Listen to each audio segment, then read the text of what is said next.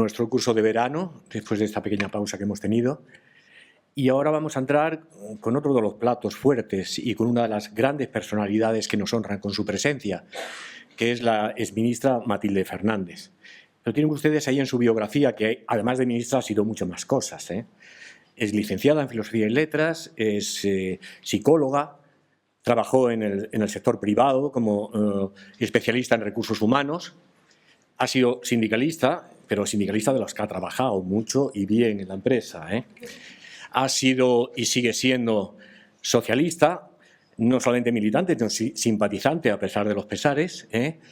Yo coincidí con ella cuando, al igual que otros capítulos de su vida, ella rompía los hielos y rompía los techos de cristal cuando nadie hablaba de feminismo. Ella fue una de las primeras feministas de España, aquí la tienen ustedes. Ella, cuando la mujer no era muy presente en el mundo sindical, fue secretaria general de una federación de industrias químicas de la UGT. Ella fue una de las primeras ministras, también que rompió el hielo, la primera ministra socialista del gobierno de Felipe González, dedicada a las cuestiones de la política social.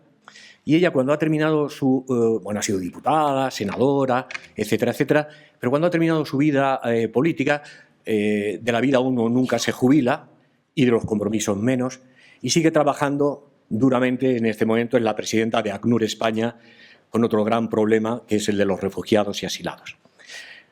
Eso lo tienen ustedes en su carpeta. Yo, que también la he conocido a ella hace mucho tiempo, me gustaría darle también algunas claves interpretativas de quién es la persona y quién es la personalidad que va a hablar en este momento precisamente de inmigración y de asilo. Matilde es una mujer fuerte y tiene una mujer de fuertes convicciones, porque tiene, si leen su biografía, es una mesa muy bien asentada sobre el terreno, sobre 4 patas, que un poco ya las hemos identificado. Es una mujer sindicalista, es una mujer feminista, es una mujer solidaria y es una mujer realmente socialista, no solamente de carné, sino de vida. Y no solamente es firme en el fondo. Matilde tiene una cualidad excepcional. Espero que no me digas que soy micromachista. Tiene unos ojos preciosos y tiene una mirada limpia. Y es capaz de hacer todo esto. Ya se sabe que las mujeres hacéis 2 cosas al mismo tiempo, los hombres solamente 1. Matilde hace 4 al mismo tiempo. Y no ha abdicado de ninguna de las 4 a lo largo de su vida pública y de su vida privada. Yo creo, para terminar de presentarla, a mí me recuerda Matilde un poco los versos de José Martí. Podría ella recitarlos o cantarlos. Con los pobres de la tierra he querido yo mi suerte echar. Me gusta más el arroyo de la sierra que el mar. Matilde Fernández, háblanos de cómo veis ese grandísimo problema europeo, por tanto ese grandísimo problema español, de cómo recibir a los que huyen de la guerra, de la miseria, del hambre, y cómo no solamente recibir, sino integrar en nuestra sociedad española y en nuestra sociedad europea. Matilde. Muchas gracias.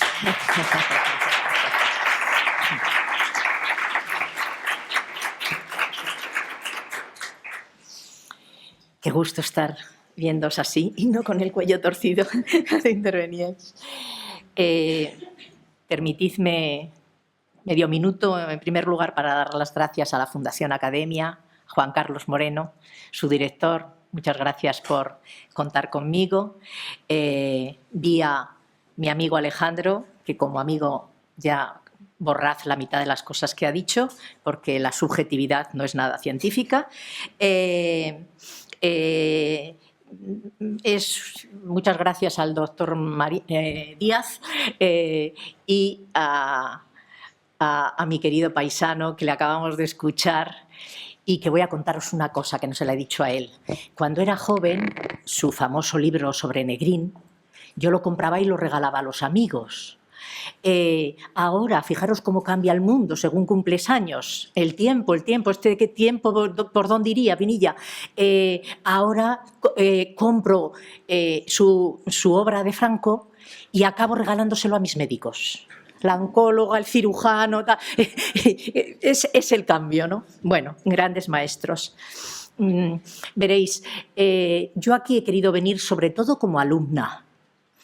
y vosotros no estudiáis griego y latín como los que hicimos el bachillerato de letras y como hicimos los 2 años de comunes. Pero alumno viene de alumnus, que quiere decir persona criada por otra persona. Y viene del verbo alere, que significa alimentar. Fijaros, yo quería ser aquí alumna porque quería alimentarme de unos profesores que iban a enseñar.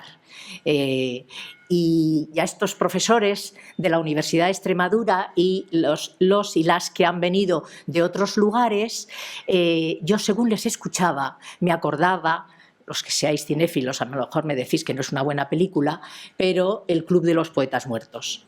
Y entonces yo decía, qué viejos poetas están trasladando información, conocimiento, sabiduría a vosotros que sois los jóvenes poetas. A mí me gustaría ser joven poeta, pero ya llego tarde, Y dicho esto, querría deciros una cosa de vieja cebolleta. Por favor, sed, en el sentido más amplio del término, librepensadores. Mi generación es una generación que al salir de una dictadura trabajó mucho con el pensamiento único. El pensamiento único de nuestro sindicato, el pensamiento único de nuestra ONG, el pensamiento único de nuestro partido. Y cuando a veces querías apuntar algo de libre pensamiento, te decía, cuidado, que somos pequeños, insignificantes, hay que dar una respuesta eficaz y segura al mundo, y tú seguías ahí con el pensamiento único. Los hombres y mujeres formados en las academias, en las universidades españolas de hoy, como vosotros con esas notas y esos resultados que me han contado vuestros profesores, la gran herramienta que tenéis es ser librepensadores. Y eso os permitirá ver y analizar con mucha capacidad crítica, que hay que tenerla siempre, analizar el mundo en el que estáis. Y analizarlo poliédricamente, como dicen algunos, porque hay muchos enfoques y muchas miradas. Bueno, se acabó el preámbulo. ¿De qué quiero yo intentar, en unos minutos que he pactado rebajar, trasladaros información? Y sé que tengo que daros algún dato y he renunciado al PowerPoint porque yo soy más lenta con él, como se lo decía con los que estaba tomando el café. Pero me gustaría intentar cubrir 4 o 5 objetivos. El primero, un minuto para hablaros del Comité Español de ACNUR, para que lo sepáis, porque a lo mejor algún día podéis llamar a la puerta y hacer algo con nosotros como universitarios. En segundo lugar, hablaros de ACNUR, Naciones Unidas. Y, por lo tanto, daros algunos datos de los refugiados del mundo. En tercer lugar, quería hablaros del Pacto Mundial por las Migraciones y por el Refugio, que si lo sumo a la Agenda 2030, estamos hablando de multilateralismo, estamos hablando de cómo debemos de trabajar la gente que queremos intentar ser lo más eficaz posible. Y eso me llevará a daros datos europeos y españoles de migración y asilo, porque ya descendemos al tamaño del problema, y cerrar con algunos retos nacionales y europeos. A ver si soy inteligente y capaz de hablaros de todo ello. Bueno, primero, ¿qué es ECA? ECA es una ONG española y de Naciones Unidas. Seguimos jurídicamente la legislación española y la legislación de Naciones Unidas. Nació hace 25 años, no tanto, pero os daré un dato de que ya es fuerte y robusta. Nació hace 25 años, fruto de una organización que había antes, que era la Comisión Española de Ayuda al Refugiado, que junto con Cruz Roja y junto con ACEM de Cáritas fueron las primeras que atendieron a nuestros serbios y bosnios de la vieja guerra de Yugoslavia y la primera experiencia de atender a refugiados en nuestro país, y de funcionarios españoles que se jubilaban y volvían a España y eran de Naciones Unidas. Y hubo un momento que arrancamos personas de CEAR, esos viejos funcionarios, y yo os quiero recordar una batallita que no está escrita así en los libros, pero la Comisión Española de Ayuda al Refugiado la creó la izquierda española. Se formó con el Partido Comunista, con aportación del Partido Comunista, de Comisiones Obreras, de UGT, del PSOE, y al ver que eso era todos rojillos desfasados, dijeron, vamos a llamar a los demócratas cristianos. Esa línea política que no se consolidó, y por eso está Garrigues Huelpe y está los Gil Robles, esas familias, grandes sagas de democracia cristiana de nuestro país.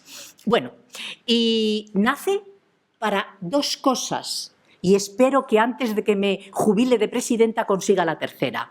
Nace para hacer socios y, por lo tanto, recaudar fondos para enviar a Ginebra y atender a los refugiados del mundo, y nace para sensibilizar a la sociedad española. A mí me veis hoy aquí, pero mañana puedo estar en un colegio de primaria con unos vídeos muy bonitos y muy coloridos diciéndoles a los niños que es una apátrida y que es un refugiado y que es un desplazado, o a una universidad en sus máster o en cualquiera de los programas. Ya sabéis que la Agencia de Cooperación al Desarrollo, como se quedó sin dinero en estos años, una de las cosas que tiene es firmar convenios de sensibilización con las universidades españolas. Nosotros este año lo hemos hecho con cuatro universidades. Bueno, ¿hay más organizaciones como esta? 7 más. Si sois socios de UNICEF, sabéis que en el debate de la Agencia de Infancia de Naciones Unidas lo que se quedó es que no había embajadas en los países y lo que había era ONGs. Eso produce sus efectos positivos y negativos. En ACNUR no. Sigue estando en 130 países y en España tiene su embajada. Pero ONGs como España con ACNUR la hay en Suecia, en Japón, en Alemania, en Australia, en Estados Unidos, en Argentina, que la creamos nosotros por mandato de Ginebra, y ahora la estamos empezando a poner en marcha en Portugal. Extremeños y portugueses, a ver qué alianza, en Portugal. Y han fracasado en otros sitios, ha fracasado en el Reino Unido, ha fracasado en Francia. Pecata minuta los problemas, los motivos. Pues esta organización que tiene solo 25 años, dejadme deciros que es el 8º donante del mundo ACNUR.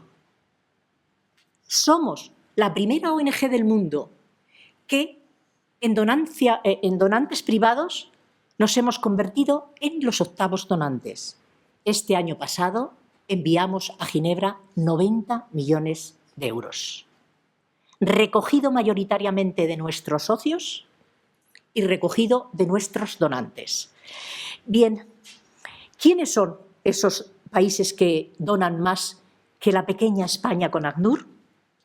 USA, Unión Europea, Alemania, Suecia, Japón, Reino Unido, Noruega y España con ACNUR. España con ACNUR, que algún día alguno de los investigadores tenéis que mirar esta hipótesis mía. Cada vez que en los medios de comunicación sale que la crisis económica recorta de lo primerito, gobierne derecha, gobierne izquierda, de lo primerito en nuestro país, el presupuesto de la Agencia de Cooperación al Desarrollo, ¿qué hacen nuestros socios? Que llaman y suben la cuota. Y a mí me gustaría que se hiciera una investigación acerca de cuando los poderes públicos abandonan un poco su trabajo de solidaridad, ¿cómo está respondiendo la ciudadanía española? En mi opinión, muy bien. Bueno, esta cantidad es gracias a que en 25 años tenemos 501.262 socios y 36.842 donantes, que son empresas y corporaciones locales. Nosotros no hablamos con el Estado de España, el Estado de España habla la embajada. Nosotros hablamos con comunidades y municipios, empresas, etcétera, etcétera. Fijaros, yo que soy una socialdemócrata clásica, que siempre he criticado cómo a las organizaciones clásicas se las ha maltratado. Y yo decía, ¿y qué hacemos sin partidos políticos y qué hacemos sin sindicatos? ¿Quién quiere con tanto gusto destrozar las organizaciones clásicas de la democracia?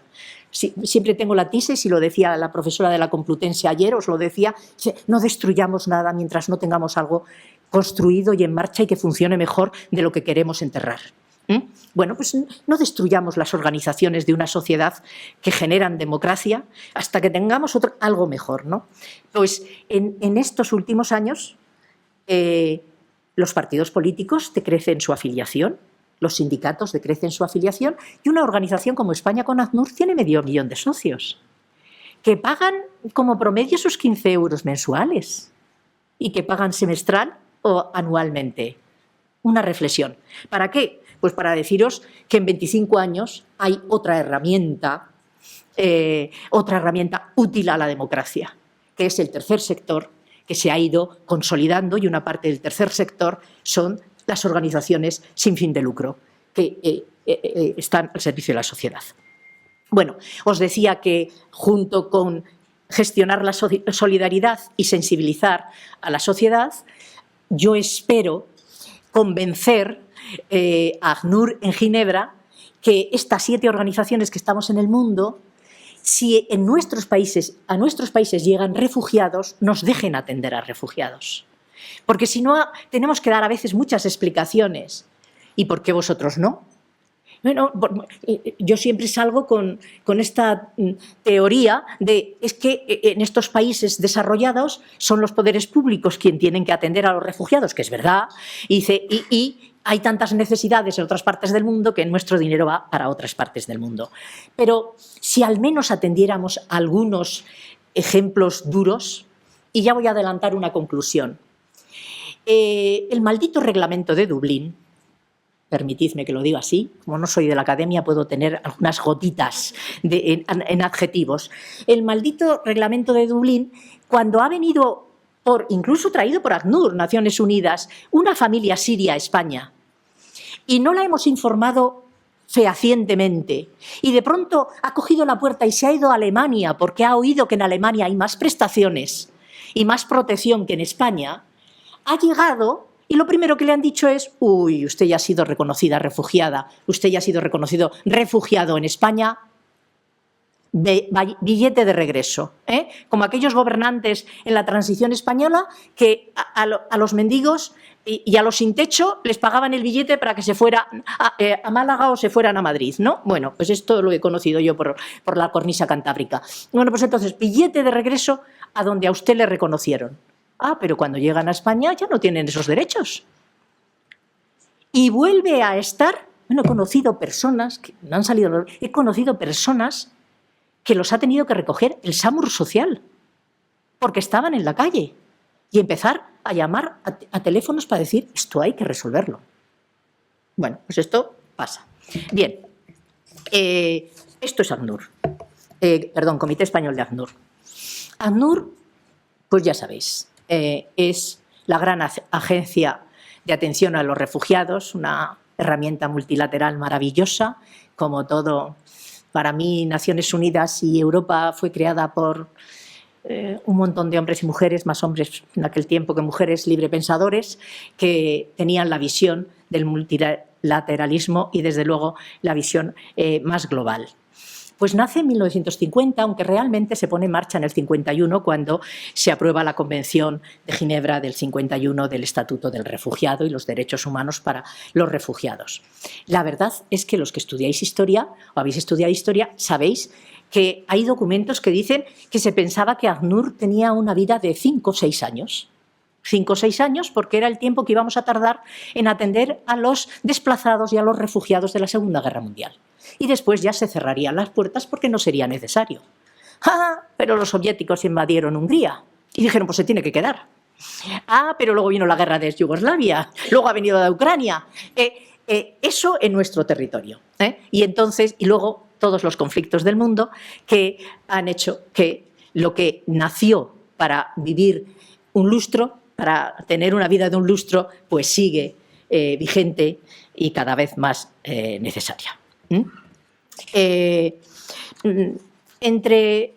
el 51 y el 67, pues realmente tenemos la definición de la función de ACNUR, ¿no?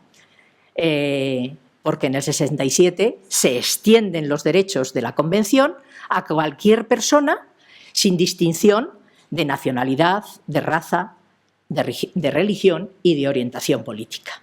En el fondo, muchos de los estudiosos pues dicen se ha universalizado la protección al refugiado, a la persona que necesita de una manera clara. Bueno, pues, ¿qué es? Voy a daros el dato de final de año.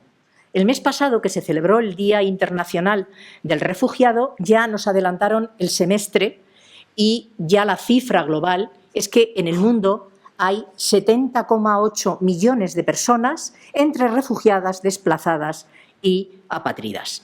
Pero con el balance de año cerrado, del 18, tengo que deciros que 68,5 millones de personas tienen uno de estos tres estatutos. El 52% son niños o niñas y el 50% son niñas o mujeres. Está feminizada la pobreza y está feminizada las personas nómadas que van en busca de protección. 25,4 millones tienen el estatuto de refugiados. 40 millones son desplazados, atendidos, buena parte de ellos, por ACNUR en campos de refugiados desplazados. Pensad el movimiento de desplazamiento en Siria, según el conflicto se vaya al sur o se vaya al norte, y los campos de refugiados se sitúan en el norte o en el sur. Y luego hay 3,1 millones de personas apátridas. Buena parte de ellas por la dificultad y lentitud de resolver su solicitud de protección internacional. Bueno, hasta ahora a lo mejor no quedaros con nada, pero quedaros con lo siguiente. ¿De dónde huyen? Esto es para que no. ¿De dónde huyen y a dónde van?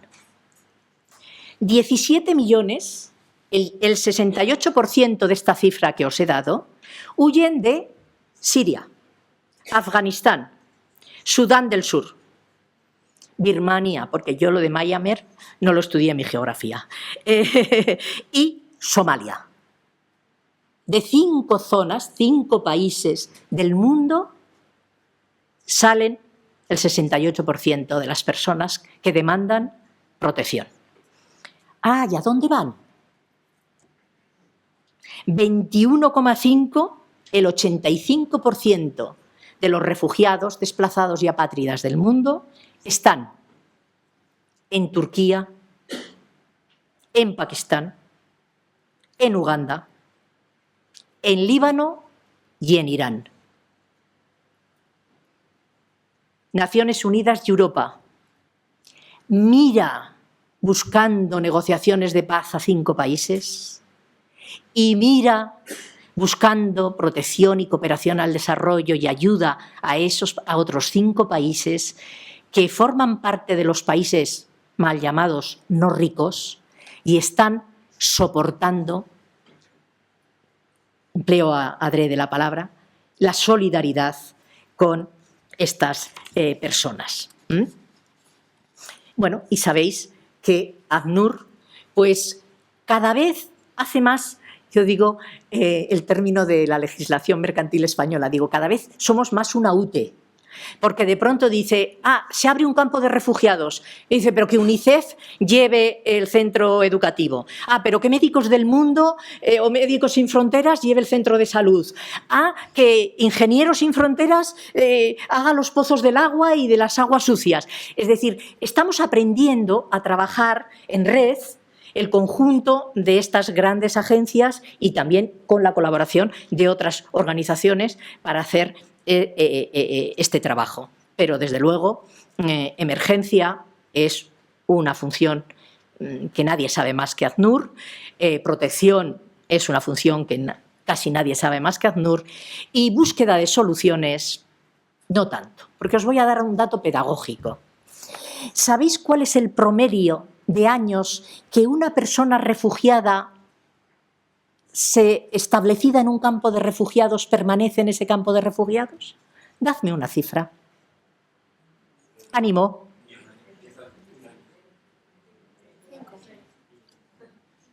20. Sois más optimistas. Esta extremeña, 17 años. Fijaros, una generación permanece sin encontrar soluciones. Por eso el cambio, de alguna manera, de ACNUR es insistir en recibir la ayuda en otros medios y de otras organizaciones para centrarse mucho más en cómo busca una solución duradera, como dice la Convención del 51. Bien, entonces, en esto yo el mensaje que os quería dejar es que claramente la transversalidad que habéis hablado ayer tantos, los diferentes profesores en los diferentes temas, es fundamental en este área también. Ya no vale llevar la cooperación al desarrollo por una estructura ministerial con sus orejeras. No, no, no, no, no. Y por otro lado, en interior, asilo y en trabajo. No, no, no, no, no. Aquí se necesita transversalidad en cada país y a nivel europeo. Porque tiene que haber vasos comunicantes.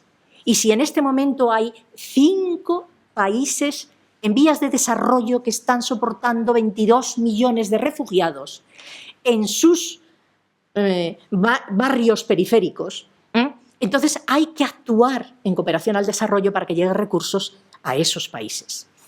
Ojo, con esto no estoy defendiendo el acuerdo de Turquía. Le doy un cate a Europa con el acuerdo de Turquía. Menos mal que mi amigo Ramón lo dijo el primer día. Bueno, pues ya con esto os he hablado de el brazo armado de ACNUR en España, que somos ECA, y os he hablado de la tarea de ACNUR. Bien. La Agenda 2030, cuando se presentó en España, en reuniones de tipo de tercer sector, yo decía, es un programa electoral mundial que en la medida que 160 países lo han firmado se ha convertido en un programa de gobierno mundial. Y la ciudadanía se lo tenemos que recordar. Y la universidad se lo tenéis que recordar. Y yo regaño a los diputados cada vez que me los encuentro por la carrera de San Jerónimo, que les digo en el último presupuesto, pero ¿cómo que se ha presentado un presupuesto? Han venido todos los ministros y todos sus subsecretarios, han hablado de su presupuesto y nadie ha hablado de la Agenda 2030. Y ellos no han dicho y vosotros no habéis replicado, oiga, ¿y en esa partida cuánto va para la Agenda 2030? Eso es fundamental, es meter dentro las políticas, porque si no son palabras. Y eso desanima también mucho a las personas. Llevan a elementos de incredulidad. Pues lo mismo pasa con el Pacto Mundial de los Refugiados, que se firma en diciembre del 2018 en Nueva York, y el Pacto Mundial de los Emigrantes, que se firma una semana antes o 2 en Marrakech. Bueno, ambos dos pactos tienen antecedentes. El de refugiados, la Declaración de Nueva York del 16, y en el fondo la Declaración de Nueva York del 2016, yo lo resumo en dos cosas. Con los 17 ODS suelo decir lo de aquello de los mandamientos. Se resume en 3. Yo digo que los 17 se resumen en 3. Cuidar a la gente, cuidar el planeta y hacerlo con una capacidad de diálogo y pacto entre personas que piensan de forma diferente. Pues el Pacto Mundial de los Refugiados, con su antecedente en la Declaración de Nueva York, habla de abrirse a todos los actores posibles.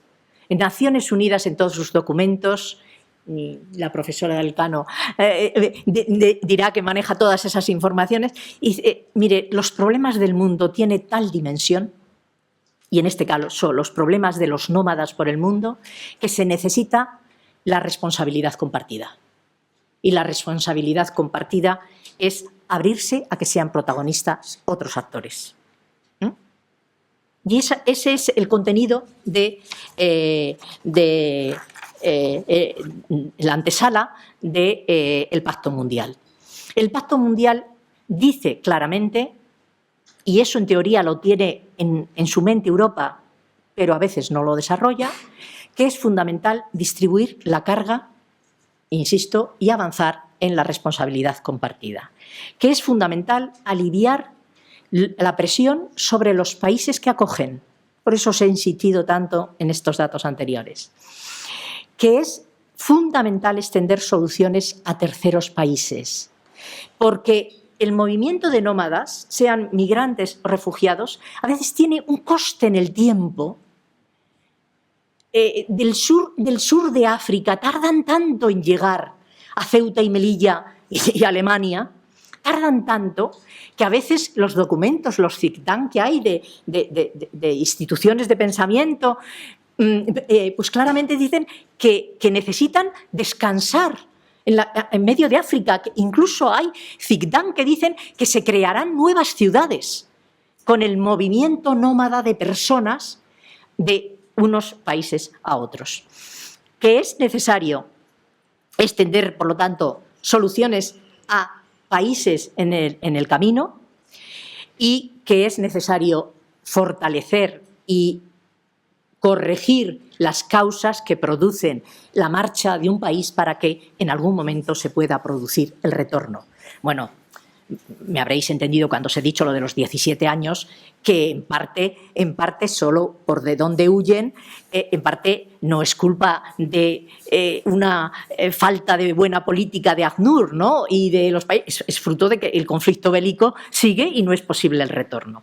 Bueno, y dice este plan, es necesario convertir en importante el objetivo 16 de los 17 de desarrollo sostenible, que, como bien sabéis, es paz, democracia y justicia.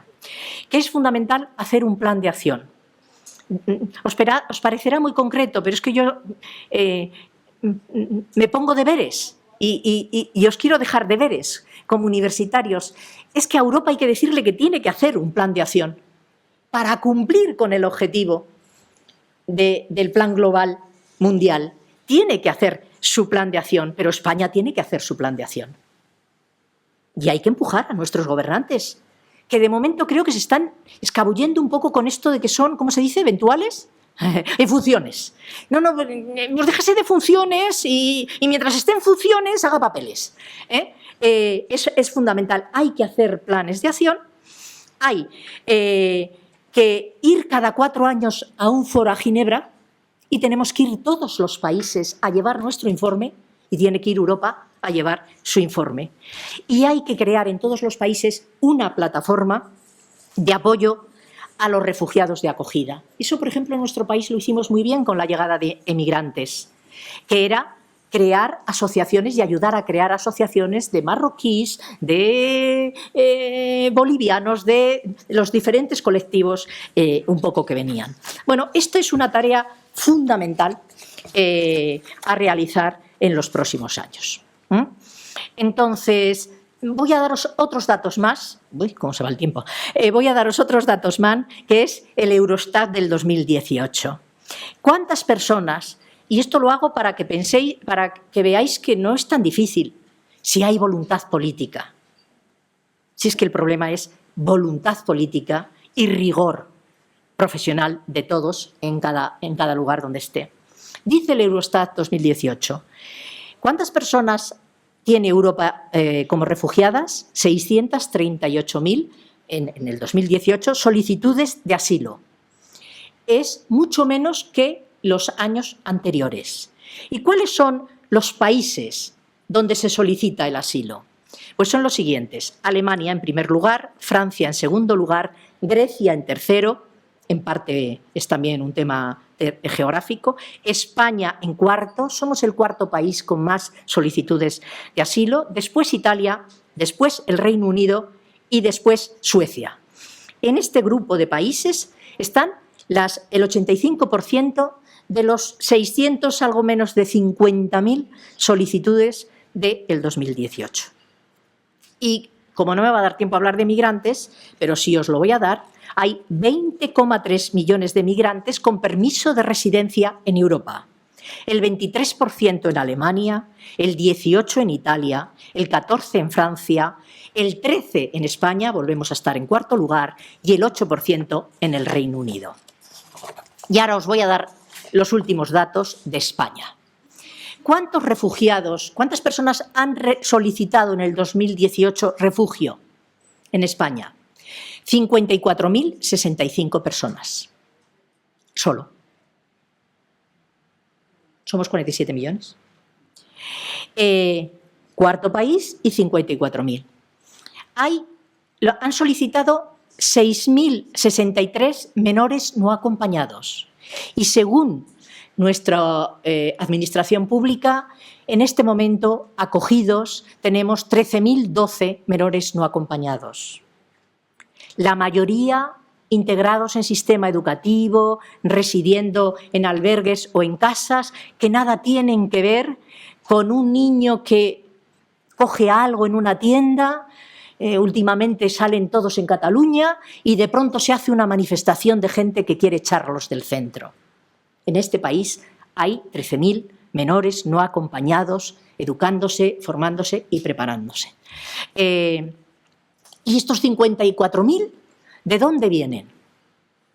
Pues en este año 2018, hoy la periodista María del País, que es una gran periodista, además se controla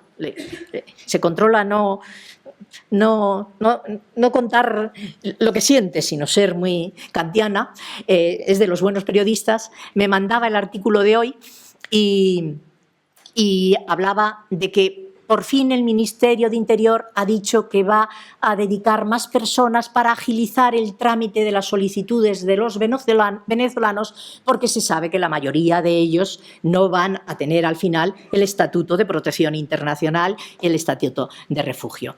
Pero en este año pasado han sido 19.000 venezolanos que han solicitado que se abra un expediente de refugio, 8.000 colombianos, ya no os voy a decir lo demás, los 300 o 400, 2.700 sirios, los de una guerra, 2.400 hondureños, 2.200 salvadoreños, 2.000 ucranianos, 1.900 palestinos, 1.300 nicaragüenses, 1.300 marroquíes y 1.200 argelinos. La semana pasada la Secretaría de Estado del Ministerio de Trabajo me decía que en este momento en nuestro país teníamos 30.000 personas con algún grado de protección. Y atención, por lo tanto, dentro de que posiblemente los albergues y los pisos que las organizaciones, las tres que os he dicho, tanto CEAR como Cruz Roja como Cáritas, conservaban, y si las usaban para otra cosa lo han vuelto a dejar liberado, eran aquellos que facilitamos y preparamos y cubrimos económicamente cuando la guerra de la vieja ex Yugoslavia. Bueno, y hay una lista de espera considerable. Ya me llaman, ¿no? Bueno, pues entonces yo ahora voy ya solo a los retos. Bueno, con estos datos, ¿qué os quiero decir? Que claramente es un problema abarcable. Solo se necesita ponerse a ello. Y posible con una mirada más transversal y menos de cada una de las competencias. Y entonces yo soy de las que, como me tocó crear un ministerio, yo le decía a Felipe González, pues no se lo das a un chico, que curre un poco, ¿por qué no me das a mí uno que ya está hecho? Pues no, me dio el crear el Ministerio de Asuntos Sociales. Pues entonces yo le decía a todos el equipo y a todos los directores, escribamos lo que vamos haciendo, que siempre será útil para los historiadores y para los servidores públicos que vengan después. Bueno, pues esto es algo que yo decía cuando la llegada de los bonios, y le digo ahora a los gobernantes, tengo que reconocer que no heredaron nada bueno en este año el gobierno actual. Heredó todo bajo mínimos, sin querer ser sectaria ni parcial. Os estoy siendo objetivo. Y uno de los casos, pero digo, esto si se escribe ya no se vuelve a repetir, es que la unidad de trabajadores que tienen que evaluar los expedientes de refugio en España son eventuales. Contrato de 3 años a la calle. Claro, pues ahora a contratar a otros de nuevo, que tienen que aprender y hasta que aprendan Cuando aprenden y ya lo dominan, ¡plum!, otros eventuales. Por favor, saque una oferta de empleo público. Bueno, esta es una realidad. Por eso hay una lista de espera muy grande. Porque los servidores, los trabajadores, no tienen estabilidad. Y esto hay que anotarlo para que no se vuelva a repetir. Y esto ha pasado en el ciclo de 8 años del gobierno anterior y en este año, que han sacado una convocatoria, pero hasta que salga. Y eso va produciendo pues listas de espera, ¿no? Y luego pues presupuestos prorrogados que hace que se mueva circularmente fondos, pero que no se dibuja una prioridad política a la que hay que atender, informando a la Cámara, informando al Parlamento de esa realidad. Bueno, pues retos europeos, y puede que me quedan datos de migrantes, porque solo voy a deciros este dato de migrantes. En el Pacto Global, una de las cosas que dicen es, por favor, para que no haya mentiras e información falsa, es necesario hacer investigaciones. Y en nuestro país, en el siglo pasado, se sabía. Llegan los inmigrantes, pero fíjate tú, no solo tienen trabajo, sino que generan trabajo para las mujeres de nuestro país. Un efecto positivo. No, es que vienen sin saber. No, usted perdone, hay gente que viene sin saber, pero en promedio, las personas que han venido, sobre todo de América Latina, pienso, Brasil es uno de los países clarísimos, estudiante de Brasil, no sé por dónde anda, mi chico trajeado. Es que se ha quitado la americana. Entonces, claramente son personas que incluso tienen un nivel formativo por encima del nivel medio de nuestro país. Etcétera, etcétera. Es decir, cuando investigas, descubres una realidad que no te da tanto miedo. Y si sigues una mentira falsa, pues es un desastre. Y yo os pido a la universidad, igual que os digo que si queréis firmar, desde luego esta fundación, la Universidad de Extremadura, un acuerdo ya no con ECA, sino con ACNUR, para poder contar con trabajos, con colaboración, pues perfecto. Pero a la universidad, por favor, hay que decir, oiga, ministerio de tal, quiero hacer esta investigación porque creo que va a ser útil para conocer mejor y más a fondo la realidad. Esto es algo que tendremos que hacer en Europa y en España en el próximo tiempo. Pues retos que ya os quiero decir y que diréis, desciende a Europa, nena, desciende a Europa. Bueno, pues el primer mensaje es que tenemos que recuperar nuestro digno pasado. La crisis ha hecho mucho. Oye, bueno, el profesor Moradillos lo ha dicho también. Hay 2 documentos que se han hecho. Ya sé que esto es malo para la grabación. Yo tenía una cosa por aquí. Esto, gracias. Hay 2 documentos que con los jóvenes, como lo veis todo por internet, y yo como lo subrayo todo, el año pasado el Defensor del Pueblo, junto con su informe tocho, que es aburridísimo, de las quejas y tal y cual, a mí me ha tocado como diputado defenderlo y eso no es indefendible, no sabes cómo construir un discurso. Bueno, pues hizo un anexo que decía efectos de la crisis económica. Y en lo que yo sé, reunido con los defensores del pueblo de Europa, quedaron en que iban a hacer todos ese documento. Bueno, pues dejadme deciros un brochazo grueso. El 15%, profesor, el 15% de la riqueza de la clase trabajadora española se trasladó a la clase alta española. Qué forma más poco económica y técnica de decíroslo, pero a que me lo entendéis. Claro, por eso hay malestar. Por eso hay mucho malestar. El 15% de la riqueza de la clase trabajadora se trasladó a la clase más pudiente. Y eso implica que Europa y España tienen que contar con esos datos para hacer el trabajo mejor. Y este año el Defensor del Pueblo, atención, lo tenéis en internet, pero si llamáis al Defensor del Pueblo, al Departamento de Publicaciones, y pedís que os envíen uno, os lo envían por correo, Esto no se cobra. Y si queréis que llamemos esta tarde para ver si mandan una caja e intenta llegar mañana, lo intentamos hacer. Bueno, era situación demográfica. Aquí hay un documento sobre la despoblación de las zonas rurales, sobre la situación demográfica, sobre el envejecimiento, sobre las necesidades. Y los CICDAN de Estados Unidos todos empiezan diciendo lo que se necesita es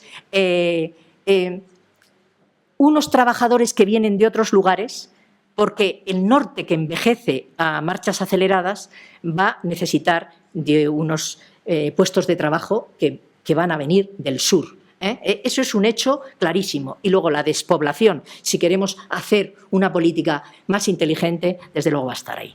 Bueno, tenemos que recuperar nuestro digno pasado, nuestra Carta Social Europea, el Tratado de Lisboa, la Carta de los Derechos Fundamentales de la Unión Europea, el Acuerdo de Schengen, todo lo que se construyó para ejercer solidaridad y acogida de inmigrantes porque se necesitaban como trabajadores y acogida de refugiados porque se querían acoger por el desarrollo del principio de solidaridad. Pero no hay que hacer acuerdos como el de Turquía. Alguien me puede decir, Matilde, pero no protestó mucho ACNUR. ACNUR nunca protesta mucho. Es más, ACNUR me regaña a mí constantemente. Te metes mucho en política.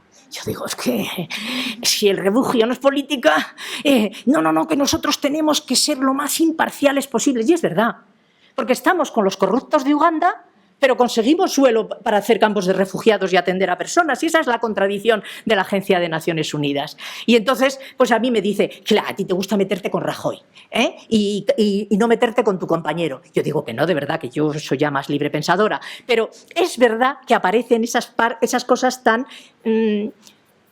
elementales, ¿no? Bueno, pues el acuerdo de Turquía no se podía aceptar porque clarísimamente no había garantías para devolver a las personas, no había equipos suficientes en Grecia. Me alegra que mi compañera de silla, un poco más cómoda que esa, sea griega, porque os puede contar cosas de Grecia.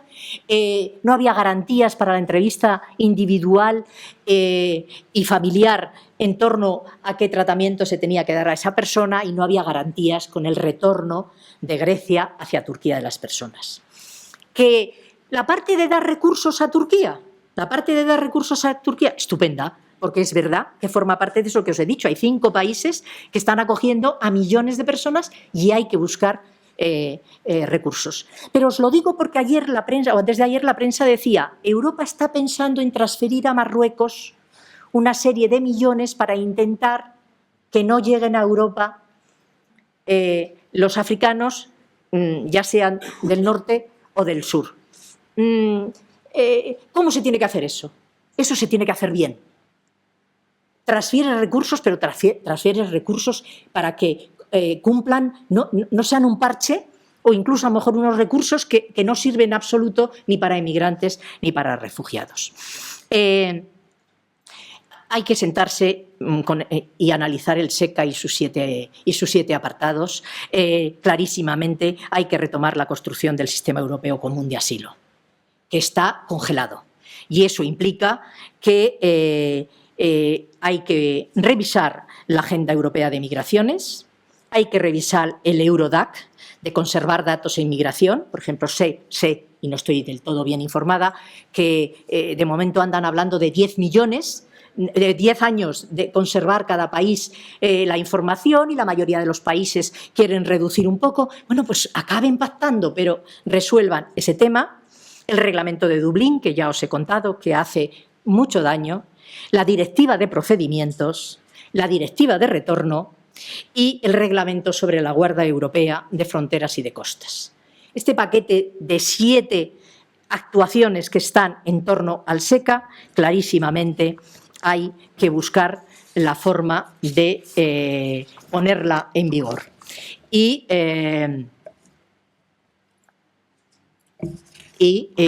por último, deciros, antes que Alejandro me eche, deciros que cuando se habla de emigración, hubo un tiempo, cuando yo era joven, que todos mirábamos a los suecos, a los nórdicos. Y a mí me gustaba el modelo nórdico, porque los nórdicos hablaban claro. Los suecos decían: nosotros somos un país pequeño, cuyo gran eje de modelo de país es la nación entera trabajando. Eso se lo he escuchado yo hasta Olof Palme, al que algún joven recordará, los mayores lo sabemos, que se fue con una hucha a pedir dinero para la democracia española. Bueno, yo he tenido la suerte de estar en un curso de formación como esto, escuchándole a Olof Palme. Entonces, Suecia, ¿qué decía? Como mi objetivo es la nación entera trabajando, todos los hombres, luego todas las mujeres, luego las personas con discapacidad, luego las minorías. Yo no soy un país que pueda abrir las puertas a la inmigración, pero se inventaron el 0,7 de su riqueza para cooperación al desarrollo. Y lo que sí hago es tener las puertas abiertas para refugiados. Suecia no está haciendo eso ahora, ¿eh? Pero bueno, ese fue un modelo. Ahora la mayoría de los institutos, a lo mejor el Cano también tiene algo escrito ahí, desde luego ACNUR, mira a Canadá y dice, tanto para refugiados como para migrantes, vayamos al modelo canadiense.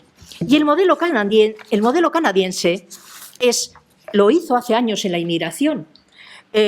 Cuando la OIT hablaba de inmigración, decía, un país que hace buena política de inmigración es un país que pone en marcha un reloj de arena. Sus capas intermedias son autóctonas, son nativas, necesita profesionales cualificados y necesita profesionales no cualificados. El símbolo en España era una copa de champán con una base muy grande, un tubito alargado y luego una copita, un receptor muy pequeño, ¿no? Bueno, pocas personas cualificadas, se autorresuelve sus puestos de trabajo y en los menos cualificados. Pero se decía en aquellos tiempos, la OIT, el reloj de arena es lo ideal. Bueno, y así trabajó Canadá. Canadá, casi más que Alemania, pero nosotros la teníamos más cerca y decíamos, vienen con precontrato de trabajo. Y nos miraban y nos decían, ¿pedís precontrato de trabajo para recoger la fresa en Huelva? ¿Cómo consigo yo un precontrato de trabajo? Es que hay realidades en cada país que se tienen que enfocar de otra manera. Entonces, ahora Canadá, sumando migración y refugio, pues dice recursos de formación y, si es posible, empezando en el país de origen o en el país donde está recepcionado, Jordania, sirios para salir hacia Canadá. Formación para el empleo. Preselección en países de origen o de tránsito. Cupos plurianuales, de ahí cupos de reparto entre toda Europa que solo ha cumplido Alemania. Fondos regionales y municipales para el reasentamiento y patrocinio gubernamental, privado y mixto. Vuelven a aparecer todos los actores. Entonces, Canadá, ¿qué es lo que está haciendo? Y ACNUR lo está apoyando y está llamando a la puerta de España. Y si estáis alguno de aquí del País Vasco, por ejemplo, con el gobierno del PNV, ACNUR ha empezado a acoger a familias, grupos reducidos, y animo a que lo haga Extremadura y que lo haga mi tierra Asturias y que lo haga todo el mundo, que es ir trayendo personas que te ocupas mucho de su formación, que te ocupas mucho de que las tres administraciones... Es que eso todavía no marca cero. Ah, perdón, si es que yo creía que... Yo estaba esperando la campanilla. Bueno, pues qué desastre. Bueno, y entonces Canadá insiste en todas las administraciones responsabilizándose y un patrocinio de todos los actores. Si esa es la forma de caminar en el futuro, pues venga, caminemos en esa dirección. Responsabilidad compartida, pero voluntad política y ciudadana para que las personas que tienen que huir dejándolo todo, y acaban con una mochila, a duras penas con un papel para poder registrarse y una muda, pues esas personas puedan tener esperanza en esta zona del mundo que es pequeña en territorio, que es pequeña en población, pero que ha aprendido a ser solidaria.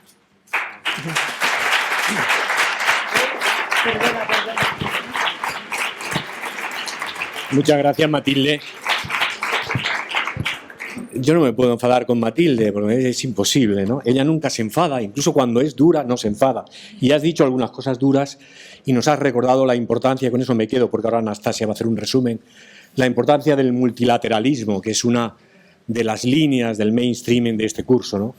De cómo los problemas son tan globales que no podremos a nivel nacional, sino que hay que buscar Europa, pero también el mundo es más grande que Europa, Naciones Unidas.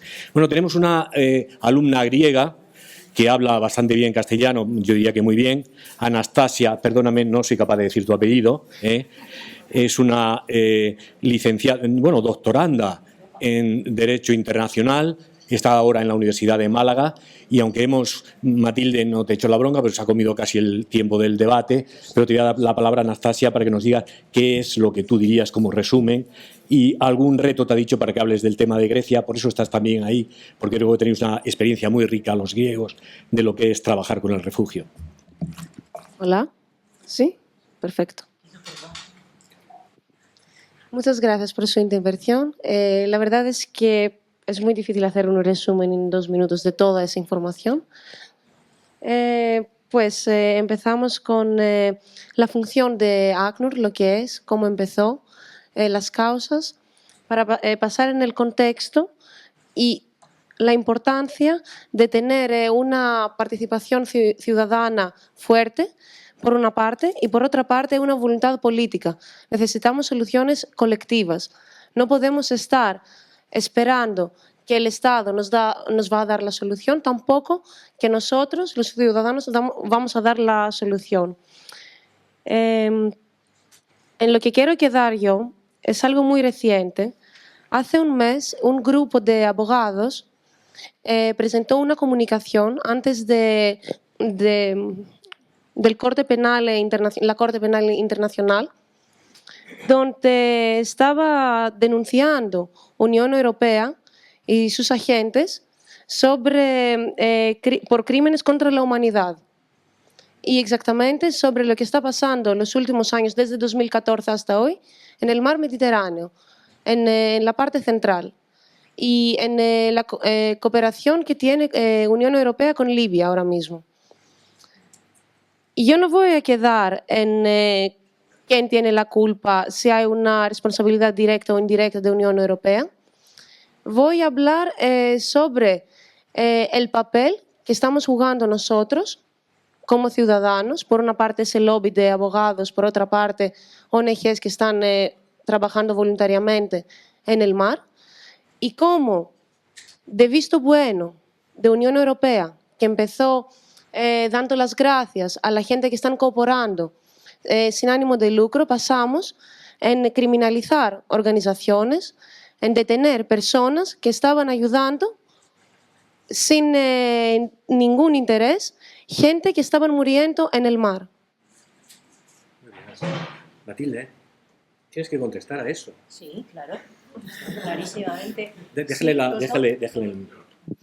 Sí, os doy el dato. En el 2018 oficialmente son 2.250, estoy hablando de memoria, personas que han muerto en el Mediterráneo.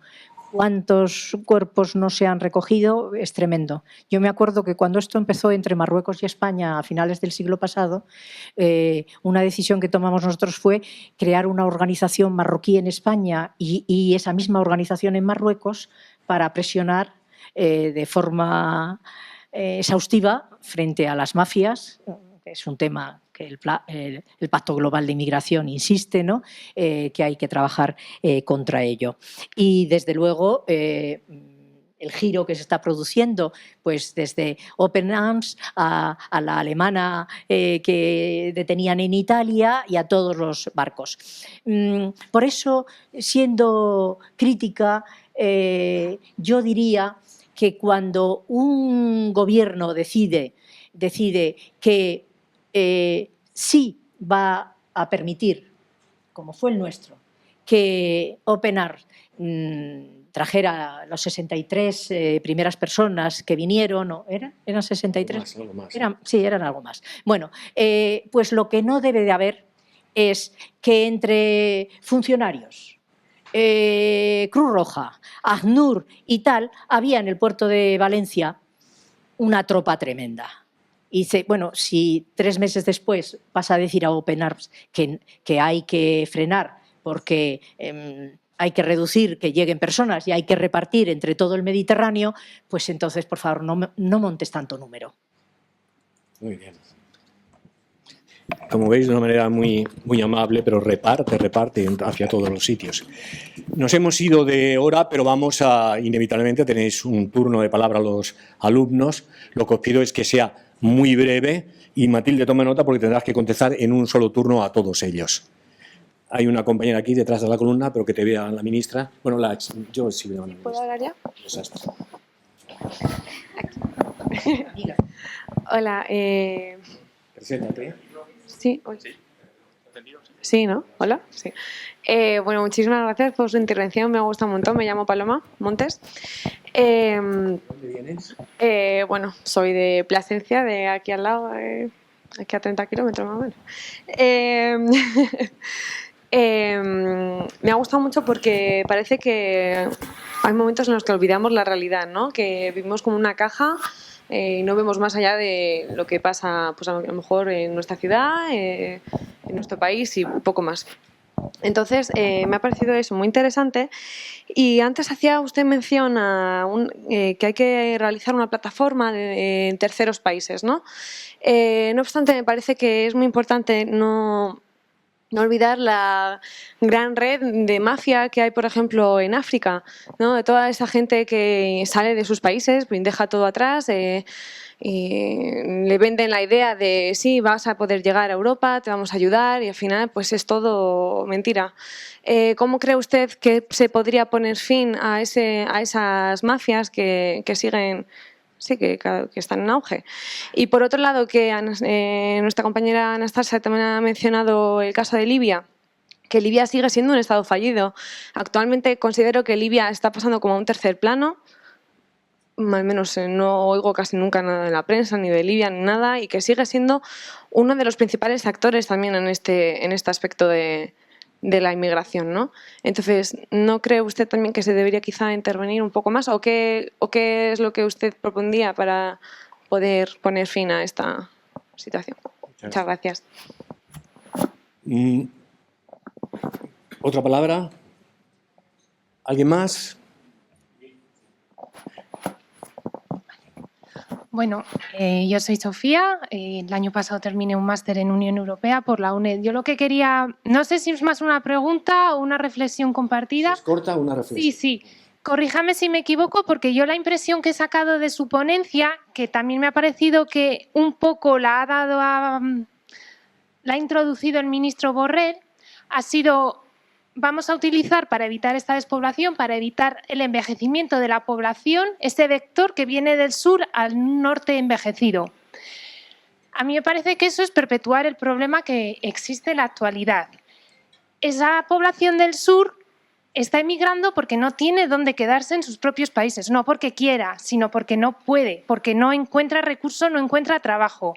En mi opinión, si apoyamos la formación de esa población en sus países de origen, que es lo que desde hace décadas se está diciendo y no se hace, esa formación es para que esas personas se queden en su país. O sea, a ver, yo soy la primera que está encantada de la integración y promueve la ayuda al refugiado, que no se me interprete como un comentario xenófobo. Al contrario, yo lo que defiendo es que esas personas que no quieren marcharse porque no quieren abandonar sus tierras, que son fértiles y llenas de recursos, se queden en sus casas, con sus familias, con todo lo que han conocido, porque hay gente que quiere marcharse, pero hay muchísima gente que no quiere marcharse. Entonces, si damos dinero para formarles en sus países de origen y luego empezamos a hacer un proceso selectivo para que vengan a salvarnos de nuestro envejecimiento, vamos a seguir perpetuando el problema y no vamos a ayudar a que esos países se desarrollen, sean autosuficientes y autónomos. Muy claro.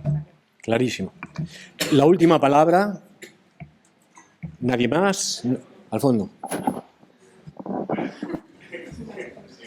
En el jardín.